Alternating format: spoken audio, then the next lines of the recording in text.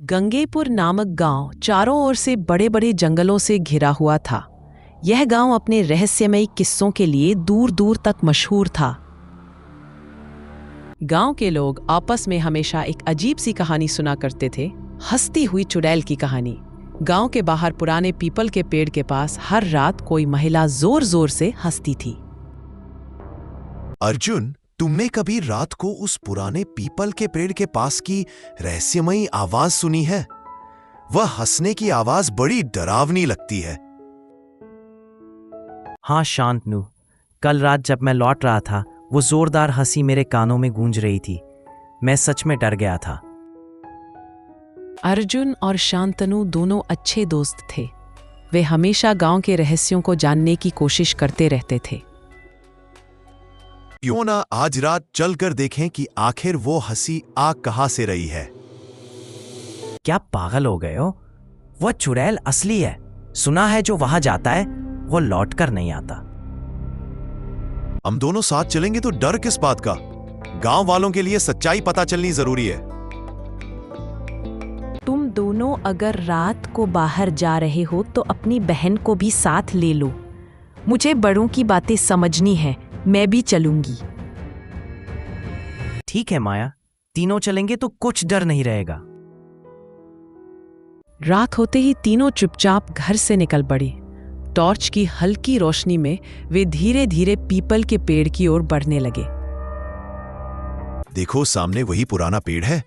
और सुनो, ये कैसी हंसी आ रही है। ओह, ये हंसी तो बिल्कुल पास ही से आ रही है। मेरे रोंगटे खड़े हो गए। अचानक झाड़ियों के पीछे सफेद कपड़ों में एक महिला प्रकट हुई। उसके लंबे बाल और डरावनी आंखें थीं। कौन है जो मेरे पास आया है? क्या तुम अपने डर को हराकर सच्चाई जानना चाहते हो? हमें माफ कर दो, हमें कोई नुकसान मत पहुंचाना। हम सिर्फ जानना चाहते थे कि तुम कौन हो। डरने की जरूरत नहीं। अगर हिम्मत है तो मेरी एक पहेली का जवाब दो, वरना यहीं पर हमेशा के लिए रह जाओगे। क्या पहेली है? पूछो, हम जवाब देंगे। सुनो, सर्दी में होती हूँ मोटी, गर्मी में हो जाती हूँ पतली। तुम बताओ मैं कौन हूँ? सोचो, ये तो बर्फ हो सकती है। सर्दी में मोटी और गर्मी में पतली, यानी पिघल जाती है। जवाब है बर्फ। हा, सही जवाब। तुम लोग समझदार हो, लेकिन यह तो सिर्फ पहली परीक्षा थी। अचानक चुड़ैल की हंसी और तेज हो गई। उसके चेहरे पर एक अजीब सा खुशी का भाव दिखा, जैसे वह उनकी बहादुरी से खुश हो गई हो। तुम तीनों में हिम्मत भी है और दिमाग भी। अब दूसरी सच्चाई जानने को तैयार हो? हाँ, हम जानना चाहते हैं कि तुम हर रात यहाँ क्यों आती हो और यूं हंसती क्यों हो। बरसों पहले मैं भी इस गांव की एक आम लड़की थी, पर मुझे झूठा दोषी समझकर गांव वालों ने इस पेड़ के नीचे हमेशा के लिए छोड़ दिया, और तभी से मेरी आत्मा इस पेड़ से बंधी है। ये तो बहुत दुखद है, पर तुम्हारी हंसी में इतना दर्द क्यों? मेरी हंसी असल में दर्द छुपाती है। जो भी मेरी सच्चाई जान जाता है, उसकी मदद से मुझे मुक्ति मिल सकती है। हम तुम्हारी सच्चाई गांव वालों को बताएंगे। तुम निर्दोष थी, हमें सबूत की जरूरत है।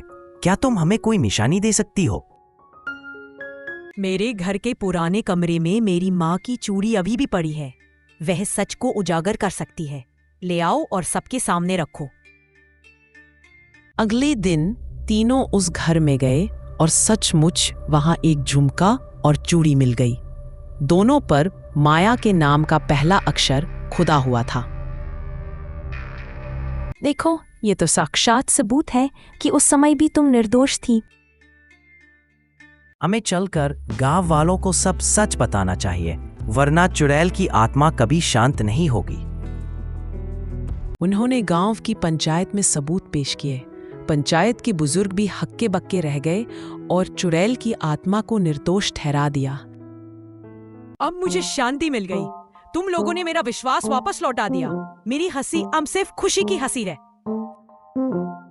गांव में अब रात को हंसी की आवाज नहीं आती, लेकिन सभी अब भी चुड़ैल की बहादुरी और सच्चाई की कहानी सुनाते हैं। सच और बहादुरी हमेशा अंधेरे को दूर कर देते हैं। यही सबसे बड़ी सीख है। बच्चों, याद रखो, रहस्य और डर सामने से कम, पर सच्चाई और बहादुरी में ही जीत होती है।